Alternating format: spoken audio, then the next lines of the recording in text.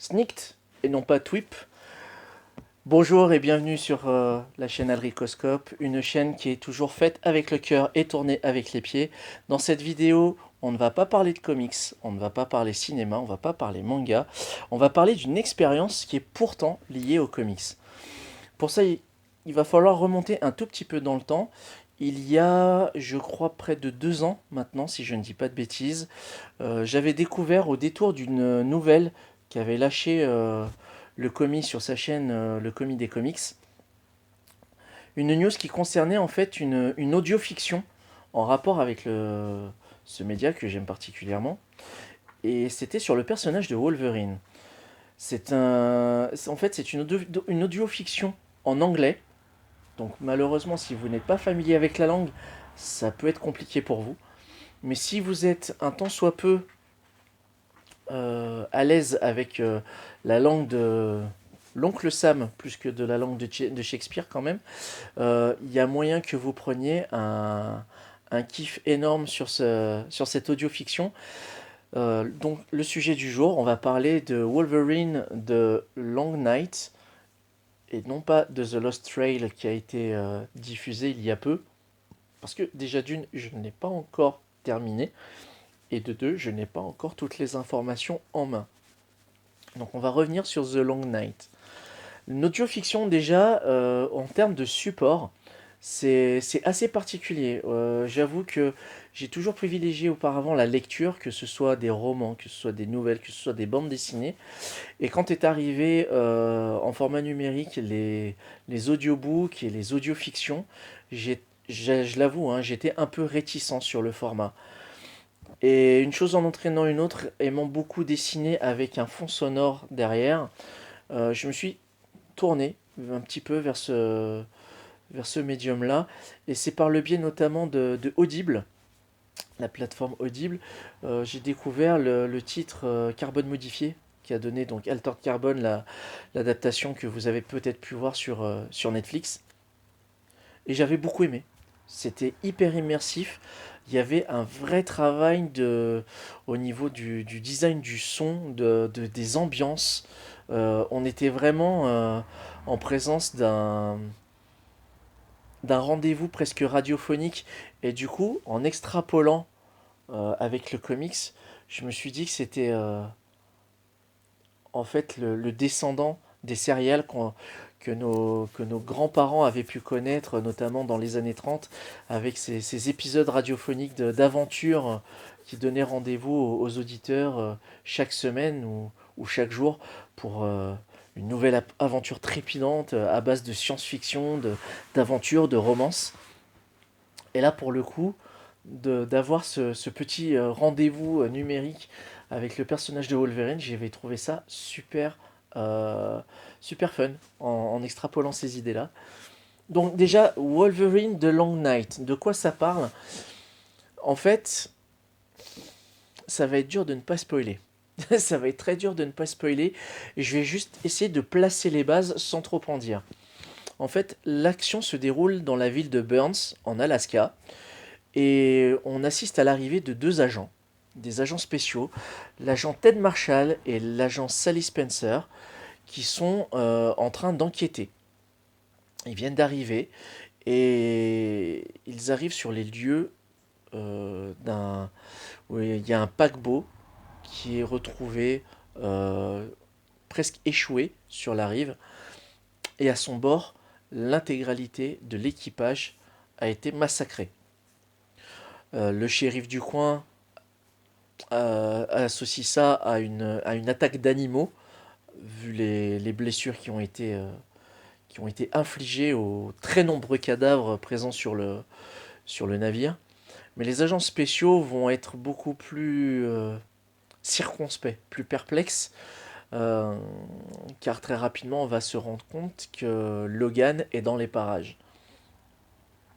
À côté de cela, on apprend que dans cette ville, il y a un culte, une espèce de secte, la secte de l'aurore, qui glorifie les ténèbres et l'arrivée de la longue nuit. D'où le titre Wolverine de Long Night. et ils n'attendent qu'une seule chose, c'est l'arrivée de l'équinoxe. L'équinoxe qui est un jour où, en fait, qui va amorcer euh, une période où le soleil ne va pas se lever pendant un certain temps. Il y a un côté assez kabbalistique, et pour le coup, c'est une aventure auditive qui est hyper intéressante et hyper immersive, car toute la mise en scène, si vous voulez, de ces épisodes-là va s'articuler sur des messages vidéo, des messages radio, qui mis bout à bout vont raconter l'histoire. Il y a parfois des permutations de conversations qu'on va entendre au départ avec un filtre. On va entendre que c'est des personnes qui parlent par téléphone, et petit à petit le son va être calibré de sorte que on va se plonger vraiment dans la scène. C'est vraiment c'était vraiment une bonne expérience. J'ai vraiment beaucoup aimé ça. Du coup, j'ai essayé par la suite de réitérer l'expérience, de voir si de notre côté, en hexagone, on avait des audiofictions de ce calibre-là. Il n'y en a pas beaucoup qui, je trouve, sortent vraiment du lot. J'ai beaucoup aimé ce qu'Audible avait proposé il y a quelques mois avec un titre. J'ai bouffé le titre, malheureusement. Tradition oblige, on est sur Alricoscope ou quoi? Et oui, j'ai pas la ref. Putain, c'est horrible.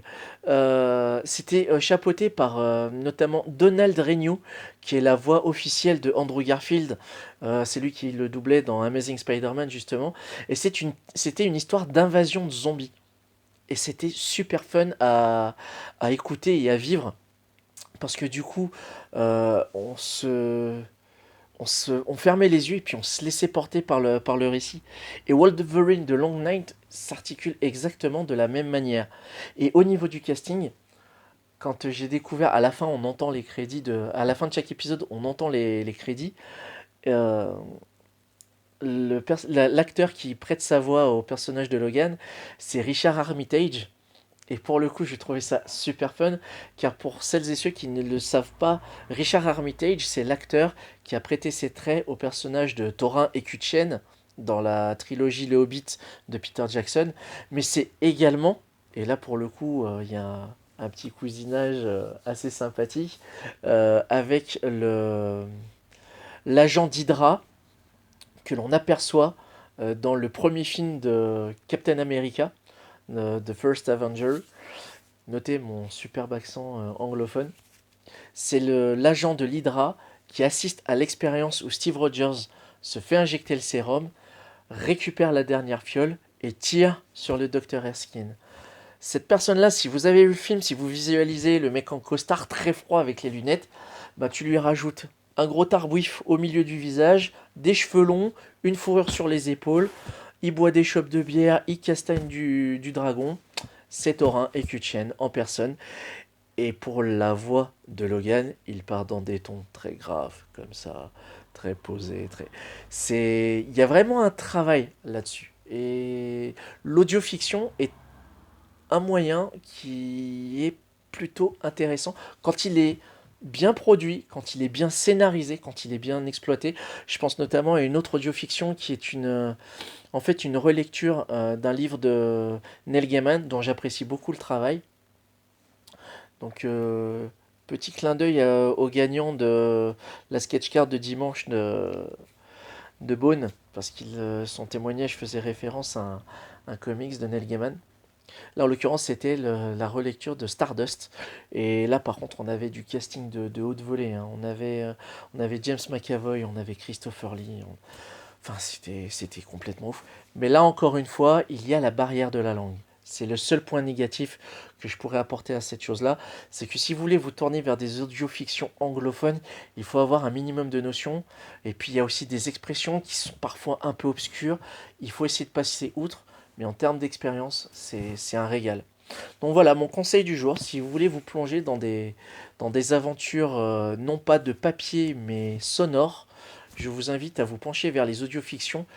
Et Wolverine The Long Night et son second épisode The Lost Trail, c'était mon petit conseil du jour. Voilà, cette vidéo est à présent terminée. Je vous remercie de l'avoir vu jusqu'au bout. N'hésitez pas à me faire part dans les commentaires si vous avez déjà expérimenté ce média-là. Quel titre vous avez écouté. Je serais très curieux de savoir quelles sont les références que vous pourriez apporter. Si vous avez des audiofictions qui se rapportent plus ou moins au thème super-héroïque, partagez, cet espace est le vôtre. Dans tous les cas, on se retrouve très bientôt pour une prochaine vidéo. D'ici là, portez-vous bien, Plim Funkitude sur vous et à très bientôt. Ciao.